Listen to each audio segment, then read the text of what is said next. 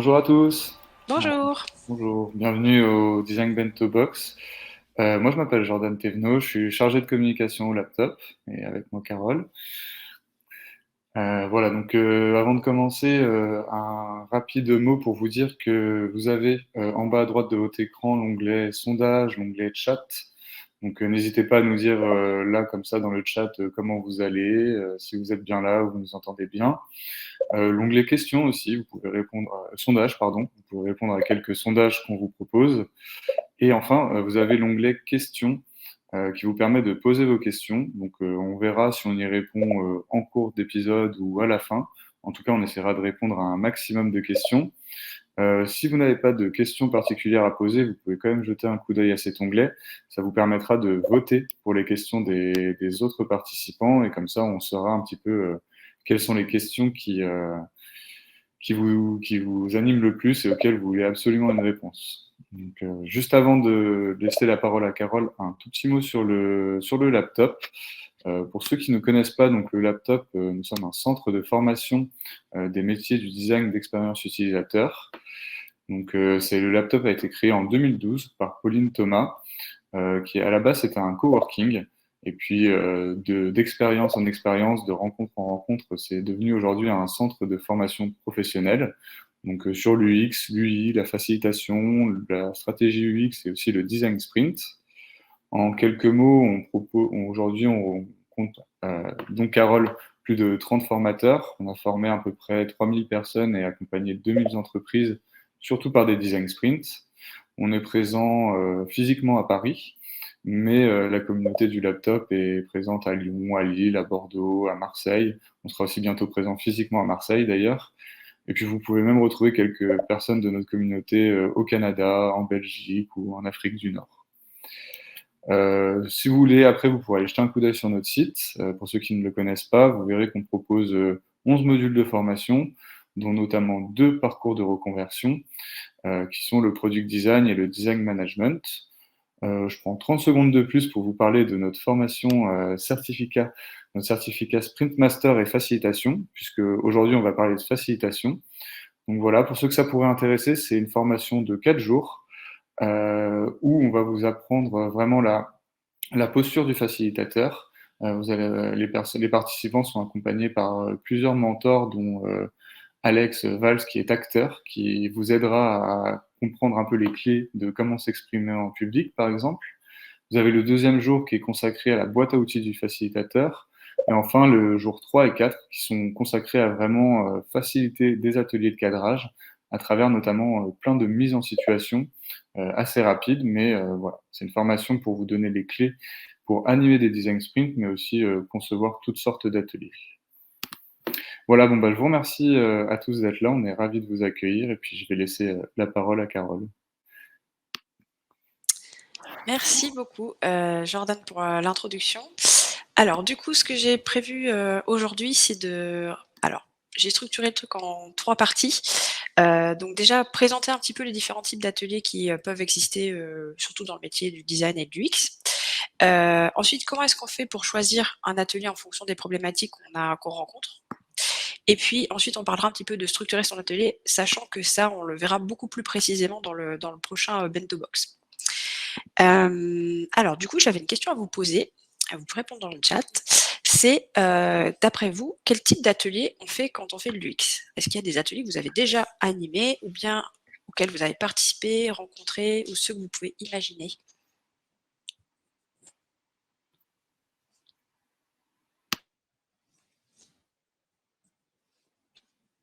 Alors, je vois que c'est en train de taper.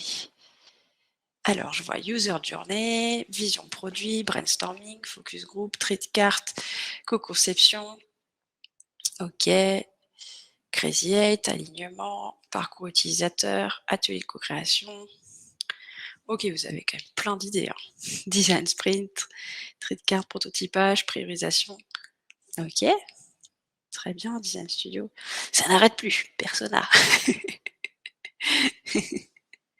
OK, très bien. Alors du coup, moi je les ai structurés en 4 grands groupes, sachant que ceux que vous avez cités, bah, en fait, ils peuvent rentrer dans des groupes. Et en fait, je pense qu'on peut s'inspirer de... Ah oui, alors, est-ce que je vais pouvoir partager mon écran. Touc. On peut s'inspirer aussi de hop là, c'est en train de mouliner, touc, c'est bon. De ce schéma par exemple qui vient du livre de Karine Lallemand sur l'UX design. En fait, il y a donc là, il y a différentes phases qui sont proposées dans cette conceptualisation. Donc je pense qu'il y a des ateliers qui peuvent être intéressants pour cadrer quelque chose. Donc c'est plutôt des ateliers qu'on va faire peut-être plutôt en début de projet, mais il peut y avoir aussi des ateliers de cadrage qui viennent aussi au fur et à mesure du projet parce qu'on est quand même dans une démarche itérative, donc on peut revenir sur des choses à un instant T. Donc par exemple, dans les ateliers de cadrage, on peut avoir un atelier de vision, donc se dire: «OK, où est-ce qu'on va? Quelle est notre mission? Qu'est-ce qu'on a envie de faire avec ce produit ou ce service? Là, où est-ce qu'on a envie d'aller, en fait?» Donc il peut y avoir des trucs de vision, par exemple des définitions de proto-persona, se dire: «Bah, tiens, à qui on va s'adresser? Qui est-ce qu'on a envie de cibler?» Ça peut être aussi, commencer avec un plan d'action, faire un espèce de kick-off, en fait, en début de projet. Donc il y a plein de choses qu'on peut faire, vraiment dans cette phase de planification. Après, il y a aussi, des ateliers qui peuvent commencer à être, quand on va commencer à avoir exploré et rencontré un peu des utilisateurs et commencer à formaliser ce qu'on a recueilli, avec ces utilisateurs. Donc se dire: «Bah, tiens, j'ai fait tout un tas d'entretiens, d'observations, maintenant il faut que je formalise tout ça». Donc peut-être que je peux initier le travail, heu le travail, mais ensuite, il va falloir que je le partage et que je co-conçoive des choses avec l'équipe pour que tout le monde soit au même niveau. Et donc pour ça peut être par exemple, des expériences maps, des personas, voilà. On va structurer un petit peu tout ça pour que tout le monde ait le même niveau de connaissance. Basé sur ces connaissances en fait, des utilisateurs, on va pouvoir commencer à s'intéresser aux problématiques qui sont rencontrées par les utilisateurs et pour ça, on va pouvoir passer en phase d'idéation. Donc trouver un petit peu, bah, de nouvelles idées, d'amélioration en fait de l'existant. Donc là, on va plutôt être dans la phase d'idéation, donc c'est, bah, des ateliers tout simplement, bah, qu'on appelle d'idéation. Donc là, c'est vraiment, une sorte de brainstorming. Enfin, brainstorming, c'est un terme un peu particulier parce que c'est une méthode à part entière, mais en tout cas, c'est un peu le principe de dire: «On va faire du remue-ménage pour travailler en fait, à de nouvelles idées».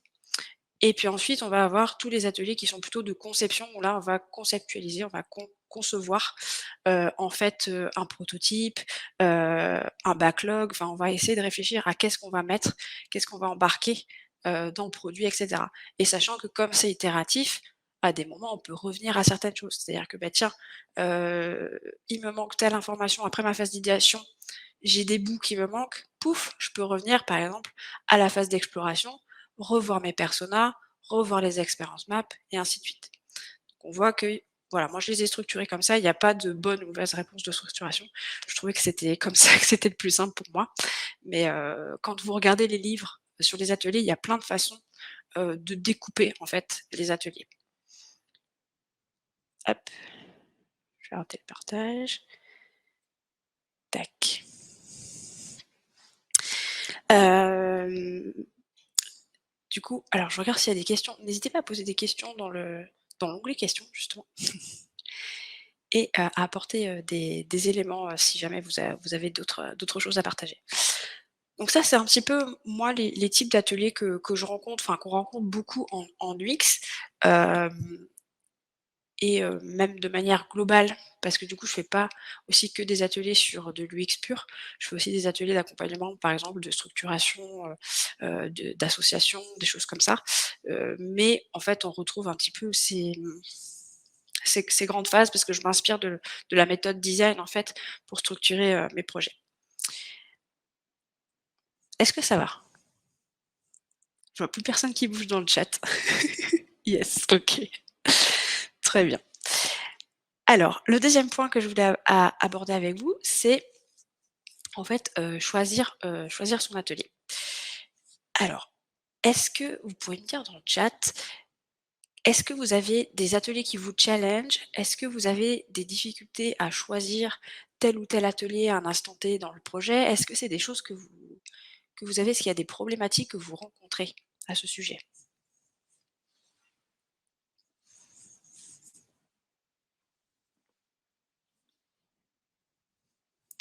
Alors, choisir de faire un atelier ou non, ah oui, c'est vrai. Ouais, ouais, carrément. Est-ce qu'on fait un atelier ou pas? Est-ce que ça vaut le coup? Difficulté à choisir les ateliers, atelier sur la vision qui challenge. Alors la participation, OK. Cadrer un projet de refonte de site, OK.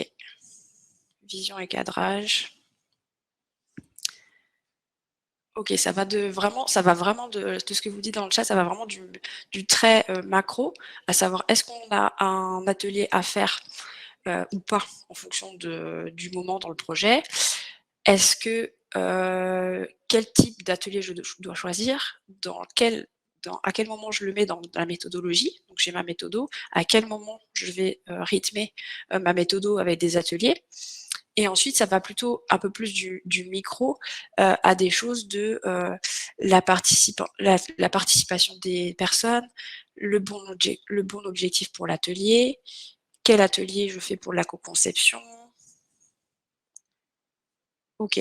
Donc en fait, vous rencontrez des problématiques autant sur la méthodo, du projet que sur, on va dire, l'atelier en lui-même, en fait. OK. Donc moi, les conseils que je peux vous donner, alors forcément, je ne vais pas pouvoir développer, toutes les méthodos possibles avec tous les ateliers possibles parce que là, on en aurait pour 4 heures. Mais 4 heures encore, je suis gentille, je pense, 4 ans. Mais l'idée, c'est que, enfin moi, si j'ai un conseil à vous donner, c'est le premier, c'est d'arriver à identifier le point de départ avec lequel vous partez et le point d'arrivée auquel vous voulez arriver, en fait. C'est, de bien avoir toutes les informations, nécessaires à structurer soit votre méthodo, ça marche autant pour la méthodologie que pour, l'atelier en lui-même. C'est de se dire, à quel niveau je suis actuellement et ce vers quoi je veux aller. Donc je vois dans le chat, ouais, atelier d'idéation, OK. Donc oui, il y a des choses très, très, très, très micro. Donc dans les ateliers d'idéation, les équipes pensent souvent aux contraintes existantes et ont du mal à s'en détacher et vraiment se lâcher. Donc là, on est vraiment sur du micro, micro à un instant T très précis dans un atelier particulier. Donc il y a vraiment plein de problématiques qui peuvent arriver. Donc mais vraiment le meilleur moyen de savoir, c'est vraiment de vraiment avoir un maximum d'informations, sur la situation actuelle et d'avoir un maximum d'informations sur là où je veux aller. Une fois que vous savez ça, déjà vous allez pouvoir, avoir un plan d'action beaucoup plus clair. C'est comme quand vous allez structurer votre méthode d'UX en fait, c'est la même chose, sauf que là on parle d'atelier, mais votre méthode d'UX, vous avez un point de départ comme par exemple, un client qui vous dit: «Bonjour, j'ai déjà un prototype, et en fait, je veux voir si mon proto, il est bien et si je peux le développer et le mettre sur le marché. Donc ça, c'est le point de départ et ce qu'il veut faire, le point d'arrivée, c'est il veut savoir si son truc, il fonctionne, s'il va pouvoir le mettre sur le marché. Donc ça, c'est et là, vous trouvez en fait la méthode qui est au milieu. Donc la méthode qui est au milieu, ça pourrait être par exemple se dire, bah, tiens, il y a un proto, donc potentiellement on pourrait le tester avec des utilisateurs, avoir des retours et ensuite l'améliorer et pourquoi pas ensuite s'il y a des choses très structurantes, revenir sur des phases un peu amont de recherche utilisateur et cetera.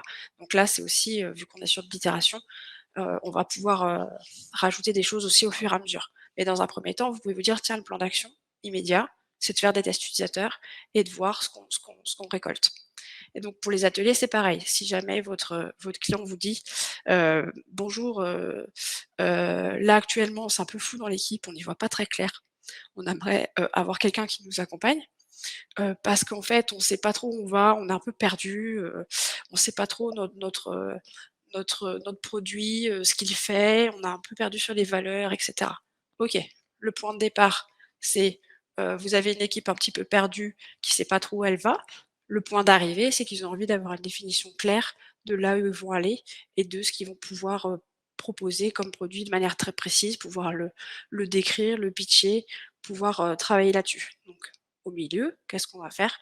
On va proposer un ou plusieurs ateliers en fonction des contraintes, qu'on a pour, aider l'équipe, justement à travailler potentiellement sur ses valeurs, sur sa vision produit, sur même la vision même interne à l'entreprise et cetera. Mais pour ça, il faut que vous ayez tout un tas de beaucoup d'informations de la part de l'entreprise pour pouvoir structurer ça. Si vous ne savez pas réellement là où ils en sont et précisément ce qu'ils ont fait, du coup, ça va être difficile pour vous de savoir votre plan d'action.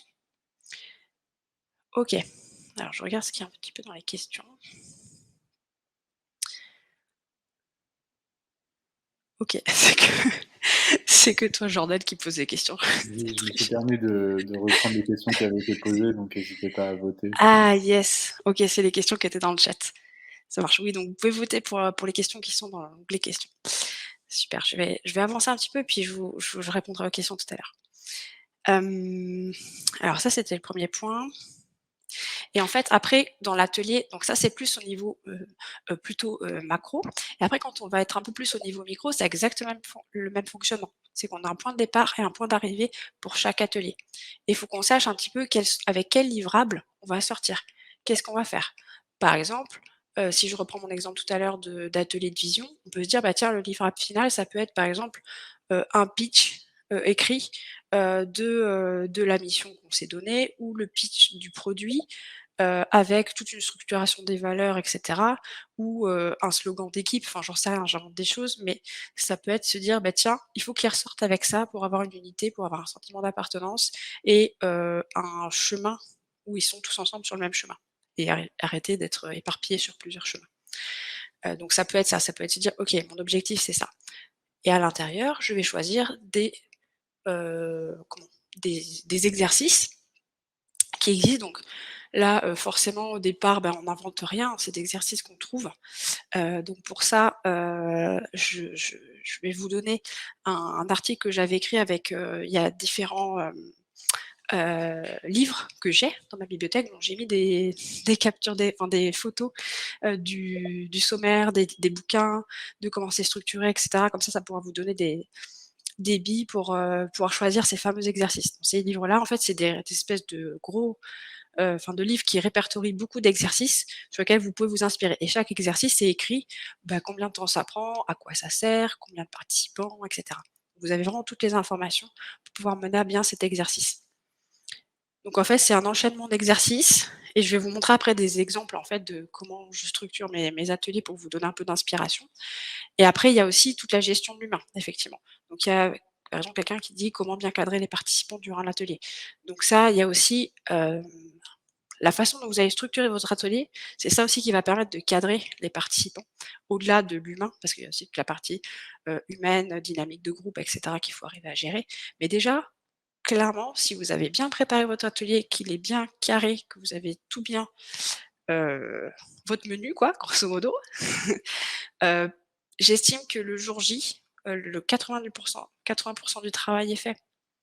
Parce que du coup, vu que vous avez pensé à tout, ça va être beaucoup plus simple pour vous de savoir, là où vous en êtes. Vous avez pensé à comment vous alternez les exercices en fonction des dynamiques de groupe et cetera, pour que ce soit cadré, pour que du coup les personnes puissent rester dans une dynamique, et ensuite pour voilà, toujours être dans une dynamique, mais en même temps d'être cadré par rapport à un timing et cetera.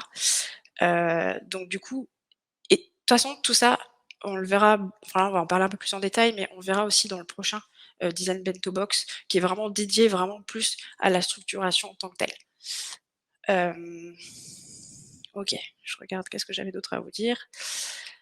Oui, c'est ça et ce que je voulais vous dire aussi, c'est que au début, on expérimente beaucoup. Donc quand on n'a pas l'habitude de faire des ateliers, bah, on trouve quelques exercices dans un bouquin, on les enchaîne comme on peut et cetera. On le teste. Bah, des fois, ça marche super bien. On se dit: «Waouh, trop bien, c'est génial, franchement, c'est super résultat et tout» et des fois, ça marche un peu moins bien et du coup, la fois d'après, bah, on itère et on améliore et c'est pas très grave parce que déjà, on a réussi à produire quelque chose et autre chose aussi, c'est-à-dire que pendant l'atelier, il faut rester aussi un peu souple. Imaginons, moi ça m'est déjà arrivé, hein, j'avais prévu un programme et puis les gens parlent beaucoup sur un sujet par rapport à un exercice que j'ai prévu et en fait, je sens pendant qu'ils parlent que c'est hyper important et que si on n'a pas creusé ce truc-là à fond, en fait, la suite, ça n'aura pas de sens. Donc du coup, j'ai laissé plus de temps là-dessus. J'ai squeezé des exercices où je me suis dit: «Bon ça si on le fait pas, c'est pas très grave» et après j'ai fini par, reprendre un autre exercice qui, finalisait le truc proprement. Mais parfois, en fait, on a besoin de réadapter en live ou bien de se dire: «Tiens, ah tiens, c'est marrant, ce groupe-là, ils arrêtent pas de bavarder, être un peu dissipés. Ah bah, du coup, le prochain exercice, j'éclate les groupes pouf, je dis aux gens: «Bah, allez-y, mélangez-vous» et cetera.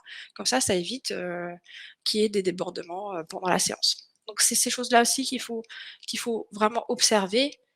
C'est pour ça qu'en fait, si vous avez bien tout votre déroulé préparé d'avance et que limite si vous n'êtes pas très à l'aise, vous pouvez vous prévoir un plan B, si besoin.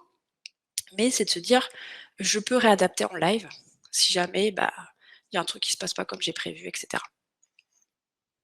Alors, je vais regarder un petit peu les questions.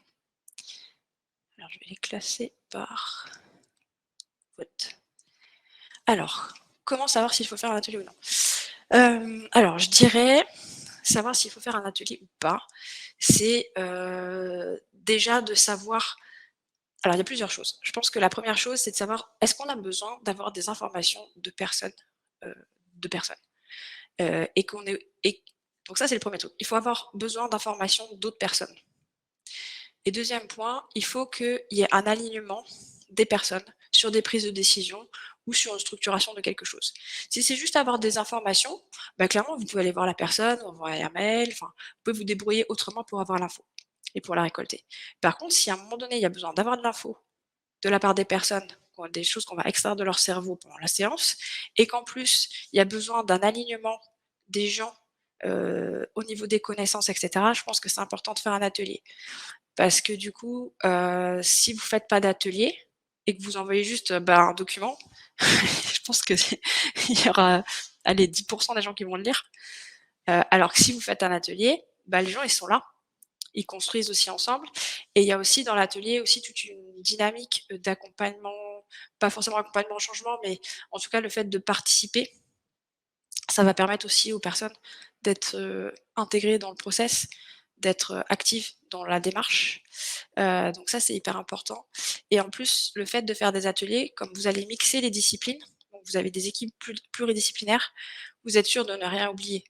Parce que c'est dur de vous dire: «Bah, je vais aller piocher les informations de tous les gens, je fais la synthèse», mais peut-être qu'il y a des choses auxquelles vous aurez pas pensé parce que quand vous faites la synthèse, il manque des billes ou des choses comme ça. Alors que si vous avez tout le monde en même temps et qui peuvent se challenger les uns les autres, ça peut faire aussi de la cohésion d'équipe, se dire: «Bah, tiens, on est tous embarqués sur ce projet-là». Pour moi, il y a quand même beaucoup d'avantages et je trouve que l'avantage principal de faire des ateliers, c'est d'aller beaucoup plus vite.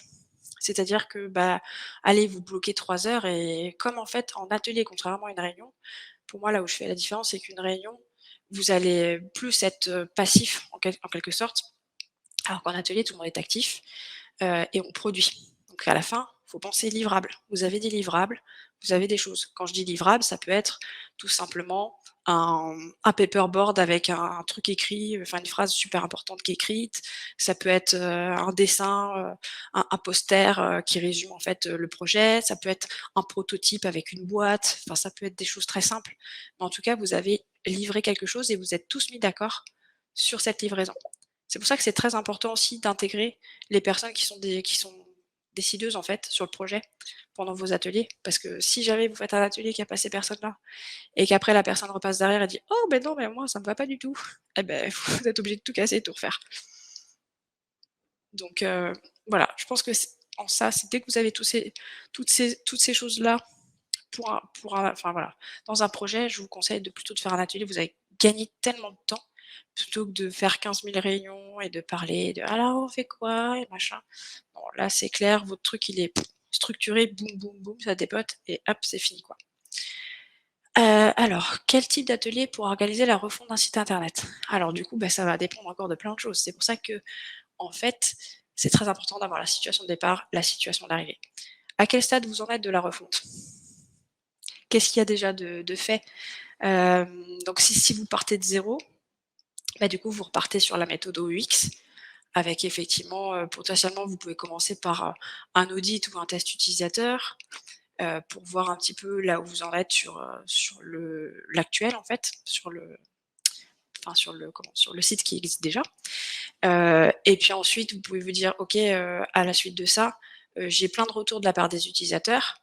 On peut structurer, les retours des utilisateurs avec des personas, avec, l'expérience actuelle qui existe sur le site actuel. Potentiellement, on peut ensuite faire, un petit atelier d'idéation, pour trouver des idées sur comment est-ce qu'on pourrait améliorer le site actuel.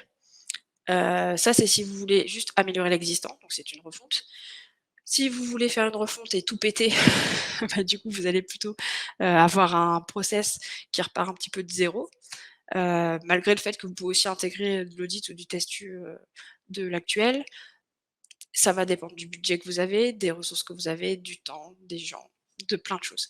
Donc il y a pas en fait, c'est ça que j'ai envie de vous dire, c'est qu'il y a pas de recette magique à sortir à chaque fois. C'est-à-dire que moi, par exemple, à chaque fois que je fais un atelier, il est différent. J'ai jamais fait 2 fois le même atelier. Jamais. Donc pareil pour les projets. Les projets, j'ai jamais fait 2 fois le même process. Après je suis freelance, donc forcément je suis sur des projets très différents. Peut-être que quand on est en entreprise et qu'il y a un process déjà établi, c'est peut-être un peu différent.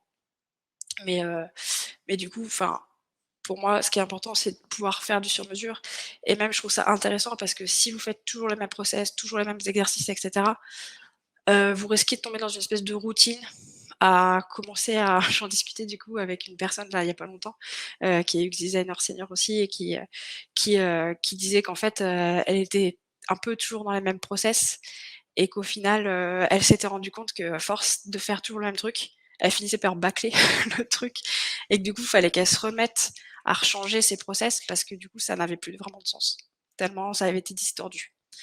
Donc voilà, je vous conseille vraiment de penser à renouveler tout ça et de voir par rapport à toutes les contraintes que vous avez. C'est aussi des contraintes budgétaires, des contraintes de temps, des contraintes de ressources, et cetera, qu'il faut prendre en compte. Il y a une autre question sur quel type d'atelier faire avec une équipe plutôt technique, par exemple des développeurs.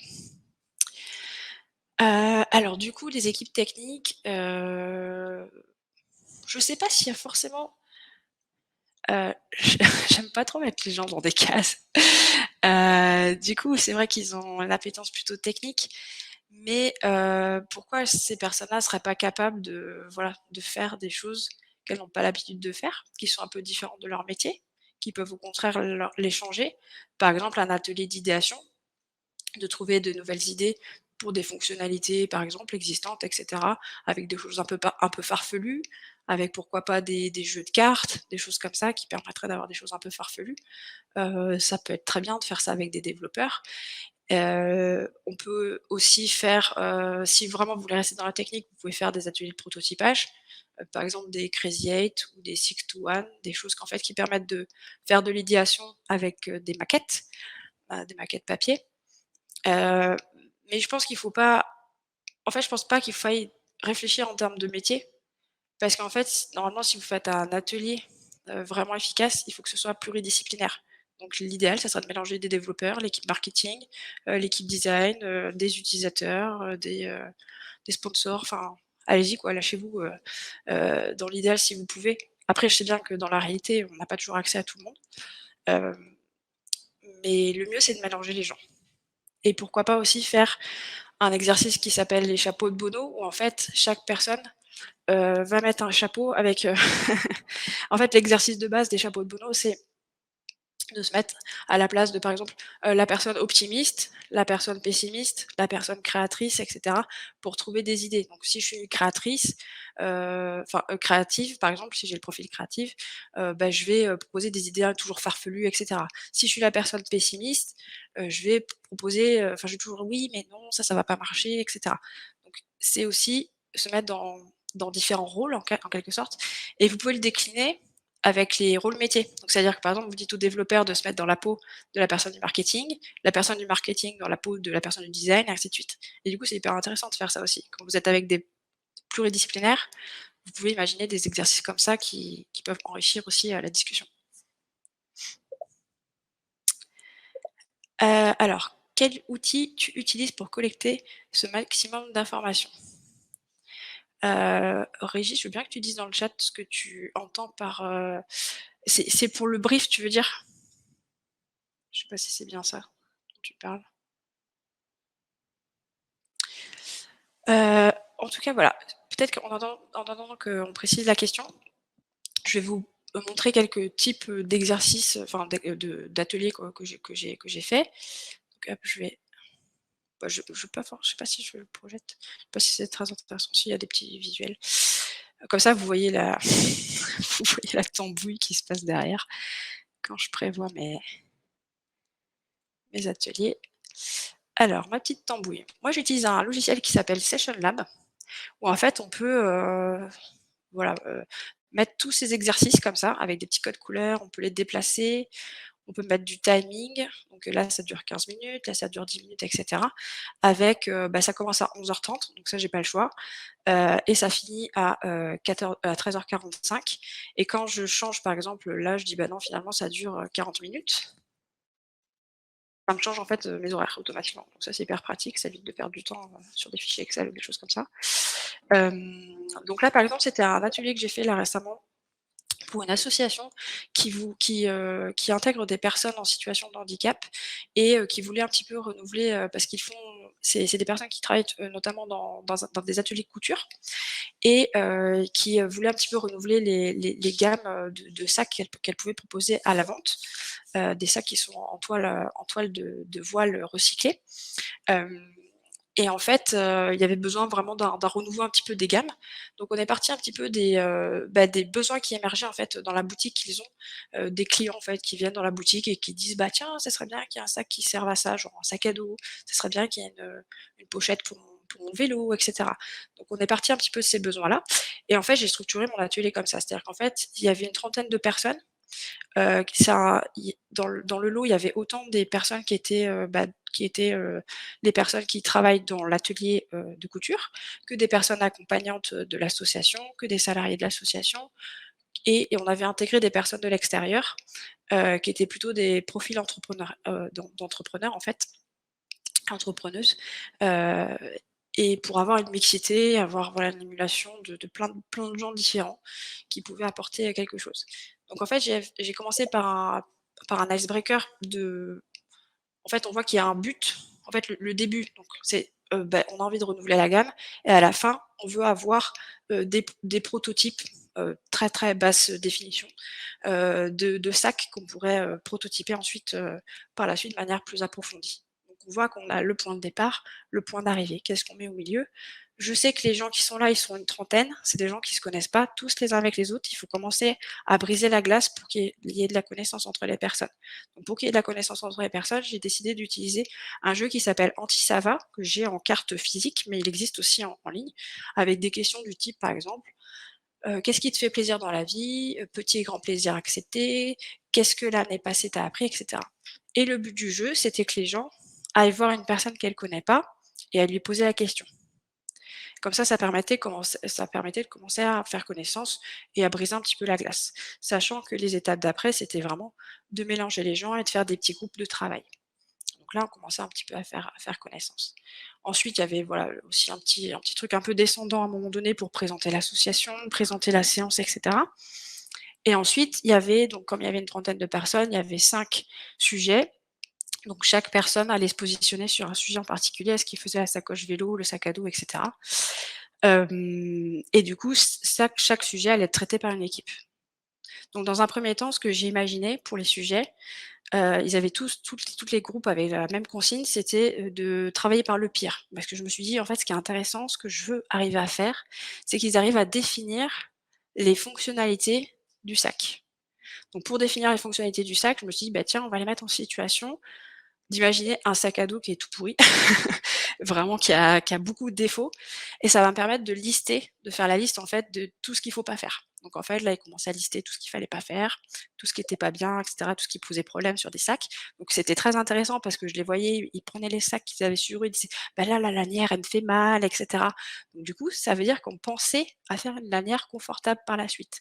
Peut-être qu'on n'y aurait pas pensé si on n'avait pas fait ce jeu du pire. Vous l'avez compris, le principe, c'est qu'une fois qu'ils ont la liste des choses qui ne vont pas, ils vont devoir le tourner en ce qui serait bien, ce qui serait bien d'avoir. Donc ils ont utilisé ça, donc ils ont retourné la situation, tout ça en réflexion, en petits groupes, et cetera.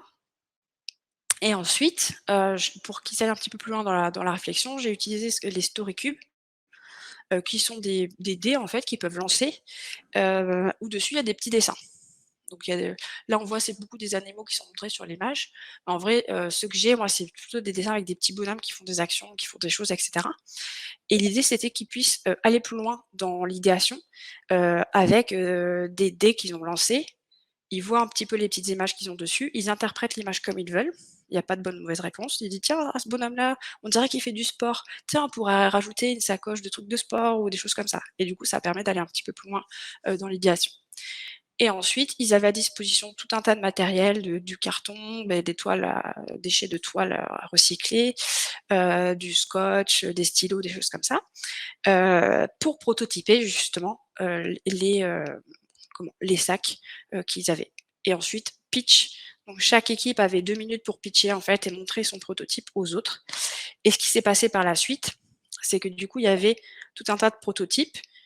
Ils ont priorisé ensuite quand moi je suis partie, ils ont priorisé, les prototypes, qui étaient les plus faciles à mettre en place, donc les moins coûteux, à mettre en production et en même temps qui avaient quand même pas mal de valeur, pour le marché et ils sont partis justement à commencer vraiment à faire des prototypes beaucoup plus poussés, pour voir la faisabilité technique.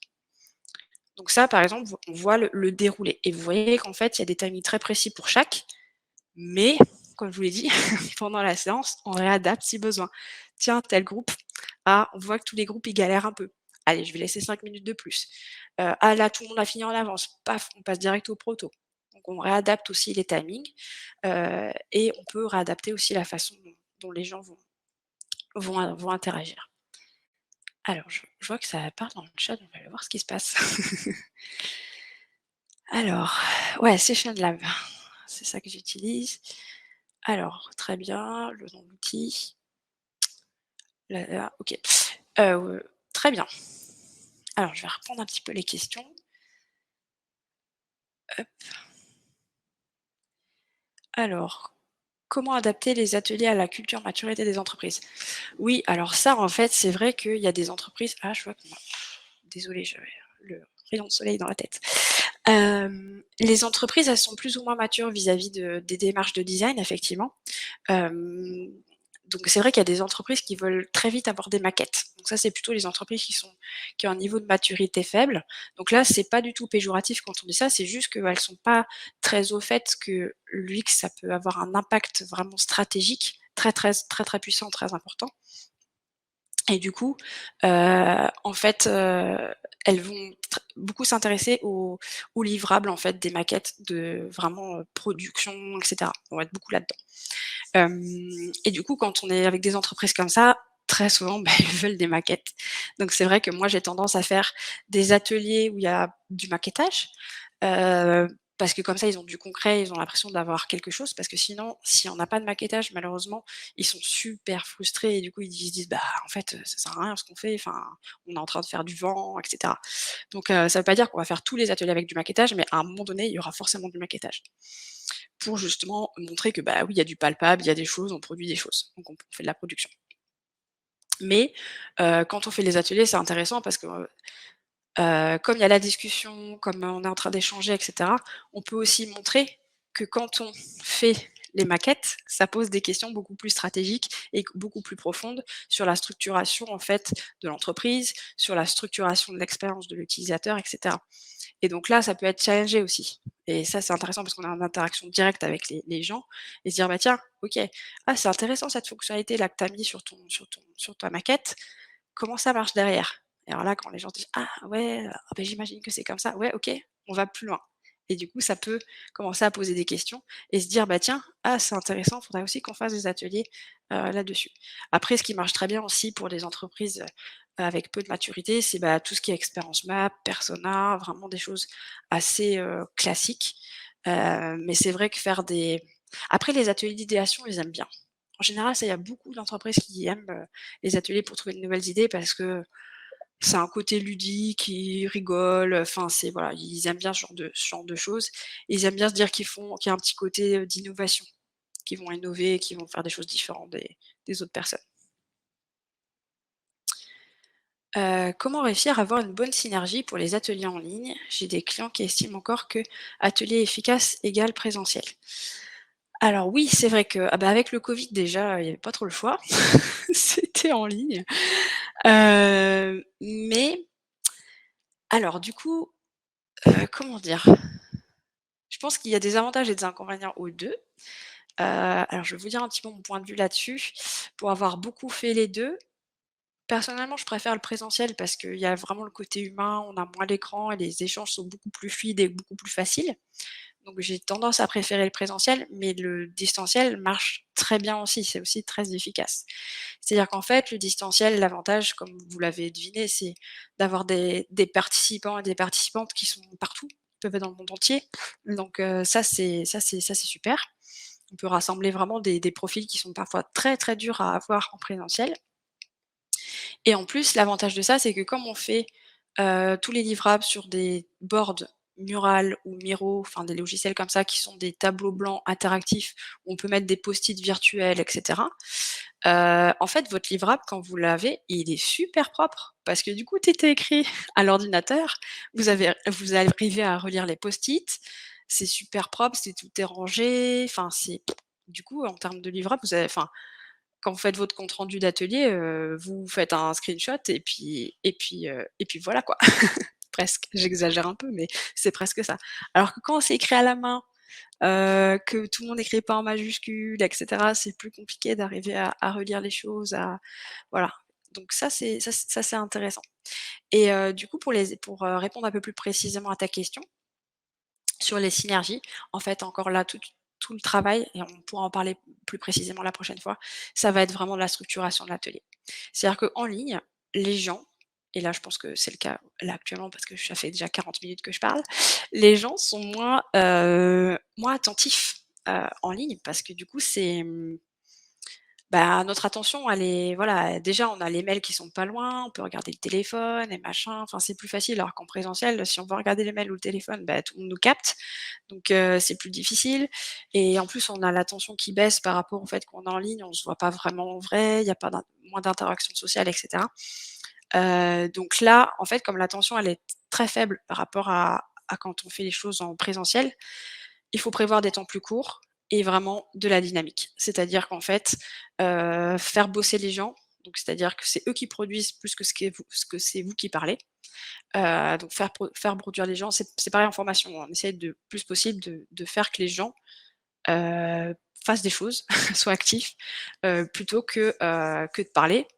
Là, c'est pas trop le cas aujourd'hui, mais mais voilà, pour que les personnes soient attentives et d'alterner pas mal des choses. Donc alterner par exemple, vous les mettez maintenant il y a des logiciels type Zoom et cetera, même Google Meet le fait maintenant, qui permettent de faire en petits groupes. Donc en fait, vous faites des salles où il y a par exemple 4 personnes par salle et du coup, le fait d'être en petit groupe, c'est beaucoup plus interactif. Les gens peuvent plus échanger, plus parler entre eux et cetera. Ensuite, pouf, vous les faites revenir en grand groupe et là, vous partagez à tout le groupe. Donc chaque personne du groupe va dire: «Bah tiens, nous dans notre groupe, on a trouvé ça, on a fait ça» et cetera et ça permet justement d'avoir de la dynamique, donc avec des temps, plus courts et encore c'est difficile parce que plus court et en même temps, on peut produire moins de choses quand on est en ligne. C'est-à-dire que quand on est, en ligne, on va avoir moins le temps de faire des choses parce qu'on va être beaucoup plus lent à faire les choses parce qu'il y a pas cette interaction sociale directe, avec le langage, voilà, qui est pas forc le langage corporel qui est beaucoup plus fluide quand on est en présentiel. Mais si, en fait, vous structurez vraiment bien votre atelier avec du rythme, des petits icebreakers, des petits machins pour se réveiller et cetera, c'est très bien. Enfin, franchement, ça marche très bien. J'en ai fait un bon paquet et à chaque fois, on a atteint, le but. Donc vraiment, tout est dans la structuration, encore une fois. OK. Je regarde un petit peu ce qui se passe dans le chat. Pour l'atelier de 30 personnes, tu n'étais pas seule à animer. Alors si, j'étais seule à animer, mais parce que c'était un atelier où il y avait enfin, c'était un atelier quand même assez simple. Il y avait pas de enfin, le compte rendu, c'est les protos et les protos qui vont ensuite, être, développés par la suite et vraiment, développés assez rapidement.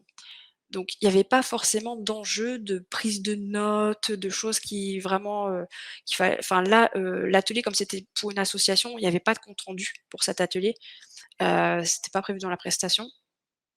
Mais du coup, c'est vrai que si, tu dois, faire un compte rendu avec tout un détail d'un truc stratégique et cetera, c'est mieux d'être à plusieurs, dans ce cas-là, quand il y a beaucoup de monde parce que ça permet que chaque, personne qui anime puisse écouter ce qui se dit aux petites tables, etc.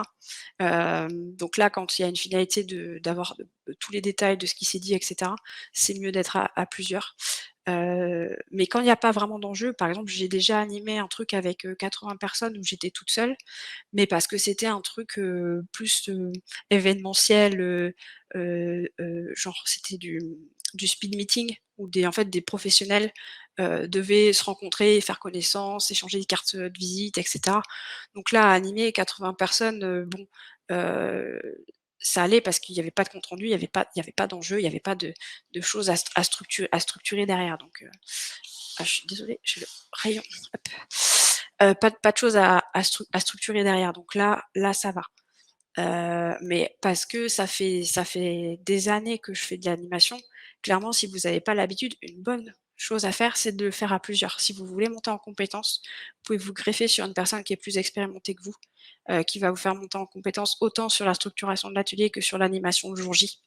Donc effectivement, ça peut être pas mal de travailler à plusieurs, dans ce cadre-là. OK, je vois qu'il reste un quart d'heure. Je suis pas mal débordée sur la partie d'après de structurer son atelier, donc et en plus, la question que je voulais vous poser, c'était des difficultés que vous rencontriez. Vous m'en avez déjà parlé. Donc du coup, c'est bien, on a fusionné les 2 points. Alors, quel est le bon timing pour garder la mobilisation des participants? Hem, alors, tu as le timing global de la session, mais ça, j'ai envie de dire, ça peut durer une journée ou plusieurs jours. Un sprint, c'est sur plusieurs jours, mais du moment que tu as assez de pauses, franchement, ça le fait. Il faut savoir que la tension baisse, vraiment très, très fortement au bout de 90 minutes, 1h30. Donc ça veut dire qu'il faut faire au moins une pause tous les 1h30. Donc et quand je suis en ligne, en général, je fais des pauses, aussi longues. Enfin, je dis pas genre juste 10 minutes parce que, 10 minutes même en présentiel, c'est court, parce qu'on a besoin de s'aérer, d'aller voir autre chose, de se faire un café ou je ne sais quoi. Donc c'est pareil, je fais des pauses au moins de 15 minutes pour chaque intervention, que ce soit présentielle ou pas. Donc les exercices, c'est des exercices qui sont plutôt courts. J'avoue qu'un exercice entier de 1h30, ça m'est jamais arrivé de le faire. Ch En 1h30, j'ai le temps de faire plusieurs exercices ou 2. Je pense que le max que je fais d'exercices, c'est des exercices qui durent 45 minutes. Donc un exercice, ça peut être, comme je disais tout à l'heure quand je vous ai montré la structuration de l'atelier, un exercice, c'est par exemple imaginer le pire. Donc là, ça durait 15 minutes parce que là, en idéation, il y a besoin d'avoir des temps assez courts pour générer un maximum d'idées. Hem, donc du coup, là, voilà, c'était 15 minutes, mais voilà, c'est un exercice. C'est ça que j'appelle un exercice. Pareil, le truc de trouver des nouvelles idées avec les dés, ça, c'est un exercice. Et donc moi, le plus long que je fais, c'est 45 minutes et le plus court, ça peut être 3 minutes. C'est 3 minutes, allez-y, vous crachez un maximum d'idées, vous êtes tout seul, vous avez des post-it, hop, vous crachez un maximum d'idées en 3 minutes. Donc ça, c'est un autre type d'exercice. Donc du coup, ça dépend vraiment de la finalité. 45 minutes, c'est plutôt des choses, plus approfondies, comme par exemple des templates à remplir, des choses comme ça. Des templates, c'est comment dire? Des choses bêtes. Je vais vous montrer le template que j'ai fait d'ailleurs, qui je vais vous partager aussi, qui va vous intéresser, je pense. Tac. C'est des templates ou des Canva aussi, ça s'appelle. Bon, je sais pas, je dis template, mais est-ce que vous voyez mon écran avec, le template? Je pense que oui. Donc ça, c'est celui que j'ai fait, c'est inspiré des 7 P. Les 7 P, c'est, un petit peu tout ce qui va vous permettre de préparer votre atelier. Donc là, vous avez par exemple le nom de l'atelier, la pertinence. Donc là, ça répond un peu à la question qu'on se posait tout à l'heure. Est-ce qu'on fait l'atelier ou pas? Peut-être qu'en remplissant cette case, vous allez dire: «Bah non, ça sert à rien». En général, bon, ça sert à quelque chose. Donc voilà, la pertinence, un petit peu le but aussi de l'atelier, quels sont les objectifs, les enjeux. Les personnes qui participent, donc qui est-ce qui va assister à mon atelier? Quel est le rôle de ces personnes-là? La fonction et cetera. Donc là, vous pouvez voir en remplissant cette case, si vous avez invité plus ou moins de personnes, enfin les bons profils et cetera. Les produits, donc c'est-à-dire les livrables en fait. C'est ce que je vous disais, in fine, qu'est-ce que vous voulez avoir? Dans l'exemple que je vous ai montré, c'est je veux avoir X prototypes. Donc ça, c'est les livrables. Ensuite, le processus, je l'ai fait en forme de long parce que c'est là où vous allez mettre tout votre déroulé avec le timing, dire: «Bah, tiens, exercice 1, je vais faire ça, après je vais faire ça va durer tant de temps, et cetera». Donc là, vous mettez tout votre déroulé. Ensuite, le point 5, c'est la préparation. Donc là, qu'est-ce qu'il faut préparer avant? Est-ce que vous devez, dessiner, des choses sur des papers avant d'y aller? Est-ce que vous devez, découper, des je sais pas moi, des cartes que vous avez préparées? Enfin, j'en sais rien, ça peut être tout un tas de choses. Voilà, c'est tout ce que vous devez préparer en amont pour votre atelier. Ensuite, vous avez vraiment le côté pratique, donc vraiment le matériel, lieu, l'heure, déjeuner, et cetera. Donc le matériel, c'est hyper important aussi. Dans Session Lab, vous avez des endroits où vous pouvez mettre le matériel par exercice et à la fin, ça vous fait la liste de tout le matériel, que vous devez amener le jour J, donc les stylos, les ciseaux, les machins, et cetera. Donc ça, c'est hyper pratique. Pareil, dans préparation, on parlait d'atelier en ligne. Dans préparation, qu'est-ce que je dois préparer comme tableau virtuel pour, heu, pour ma séance, et cetera. Et le dernier qui est auquel on ne pense pas forcément, c'est quels sont les pièges?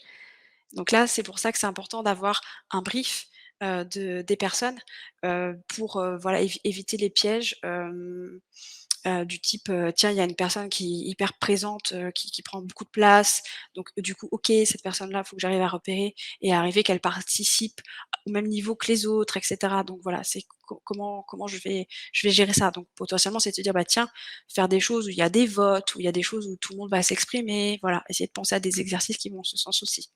Donc tout ça, c'est les pièges.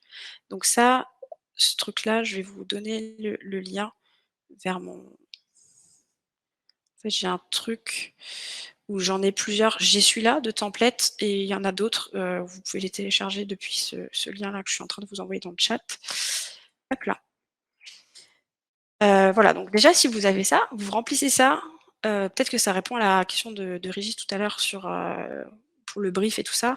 Ça permet pas forcément de prendre le brief, mais presque, ça permet vraiment de structurer son atelier, et de pouvoir, rien oublier en fait, pour le jour J, quoi. Alors, je regarde un petit peu. D'ailleurs, tant que je suis là, hop, je vous partage aussi dans le chat, le lien vers mon article dont je vous parlais là avec tous les bouquins. Enfin tous les bouquins, il n'y a pas tout parce que j'en ai beaucoup plus, mais j'en ai mis quelques-uns déjà qui sont voilà, qui sont décrits. Vous avez un peu ce qu'il y a dedans. Ça vous permet de voir un petit peu tout ça. OK, je regarde encore les questions. Alors, tac, tac, tac. Quel bon timing. Donc ça, j'ai répondu tout à l'heure. Comment faire s'il y a une étape clé nécessaire au livrable qui n'a pu être faite avant la fin de l'atelier? Replanifier une suite à l'atelier. Alors ouais, en fait ça c'est compliqué. Disons que moi j'estime que si on fait un atelier, il faut atteindre le but. Donc c'est pour ça que je disais que, et ça c'est vrai un conseil que j'avais noté à vous dire aujourd'hui. Mais en fait, si vous faites l'atelier, il faut que vous atteigniez le but parce que sinon vous allez vraiment perdre en crédibilité.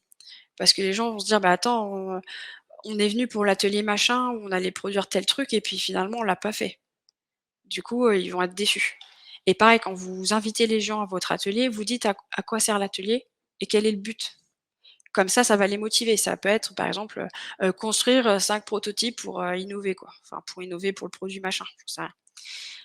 Et du coup, les gens vont dire: «Ah ouais, trop cool, ça donne vraiment envie d'y aller et tout ça». Parce que du coup, ils vont savoir qu'ils vont être actifs, qu'ils vont faire quelque chose et qu'in fine, ils vont produire telle chose. Donc moi, je vous conseille vraiment d'atteindre le but. Ce qui peut être modifié, pendant la séance, c'est un peu le déroulé quoi du truc. C'est-à-dire, bah, tiens, il y a besoin de passer plus de temps sur cet exercice-là, parce qu'ils ont besoin de vider leur sac, de parler et cetera. Je squeeze ce truc-là, mais je sais que je vais pouvoir remplacer par tel autre truc qui va me permettre d'atteindre mon but. Ou bien, je raccourcis cet exercice, mais je rallonge celui-là, et cetera. Mais atteignez toujours votre but, parce que sinon vous allez vraiment perdre en crédibilité. Donc ce que je peux vous conseiller si jamais vous débutez sur ce type d'exercice, parce que ça, le fait de s'adapter vraiment en live, ça s'acquiert aussi avec l'expérience. Moi, ça m'est déjà arrivé de rajouter par exemple un exercice que j'avais pas prévu du tout, mais comme je le connais par cœur parce que je l'ai fait plein de fois avec d'autres trucs, bah, ça va parce que j'ai de l'expérience et que ça sort, assez facilement. Mais si jamais on n'a pas l'habitude de le faire, ce que je vous conseille, c'est déjà de pas prévoir trop de choses pendant un atelier. Souvent, ce que je vois, parce que j'accompagne aussi des personnes, qui veulent, construire des ateliers avec du mentorat, donc des fois, elles me montrent un petit peu ce qu'elles ont prévu et puis après on challenge un peu le programme et cetera et en fait, parfois, je vois des choses qui sont trop ambitieuses, avec trop d'exercices. Donc il vaut mieux prévoir moins d'exercices et qui limite ils passent du temps à blablater ou limite on finit plus tôt et du coup ils sont super contents parce qu'ils peuvent aller déjeuner plus tôt.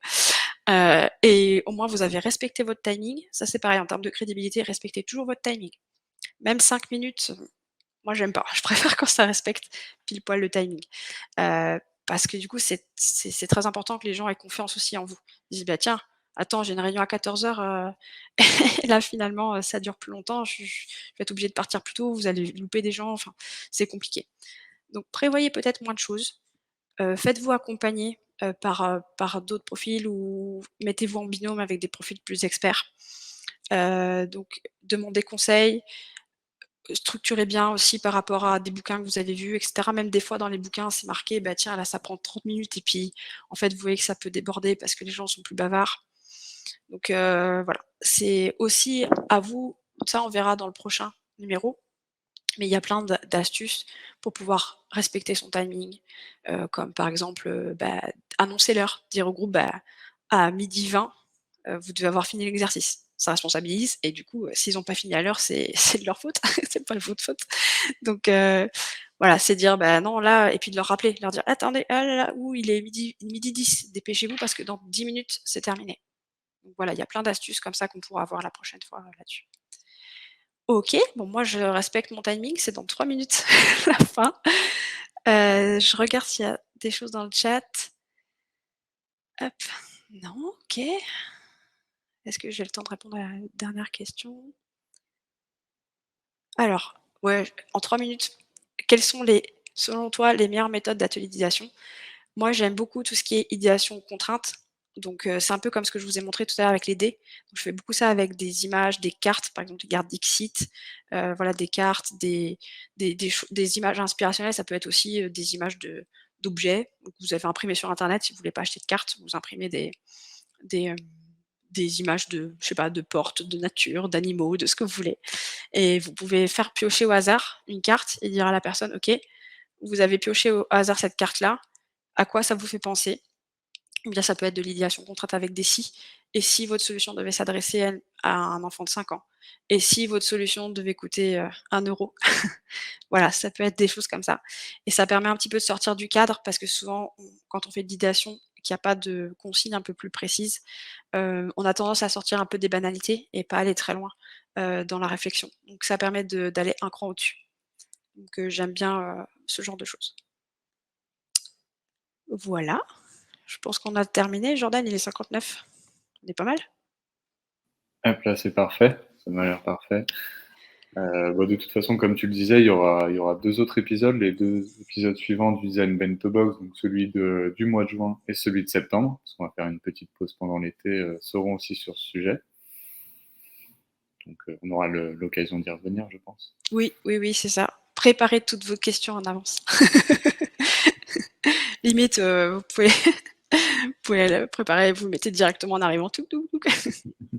Oui, je crois qu'on peut aussi laisser, l'opportunité de poser les questions. Donc, si Ouais, jamais vous voulez revenir au prochain épisode, on vous mettra une petite, au moment de l'inscription, une petite, case pour que vous puissiez poser vos questions. Donc, n'hésitez pas à en préparer quelques-unes, ça nous permettra aussi de cadrer encore ouais. mieux.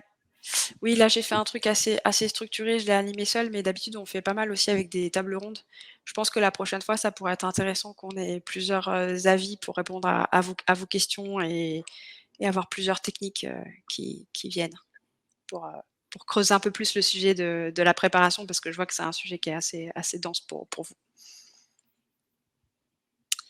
Bon, bah, du coup, je vais vous souhaiter une bonne après-midi et puis, j'espère que ça vous a apporté des billes, que ça a commencé à structurer des choses et j'espère que la prochaine fois, on creusera encore plus précisément, les sujets et pour répondre encore plus précisément à vos questions, de préparation d'atelier. Merci à toutes et à tous pour votre participation. Au revoir, bonne journée. Au revoir.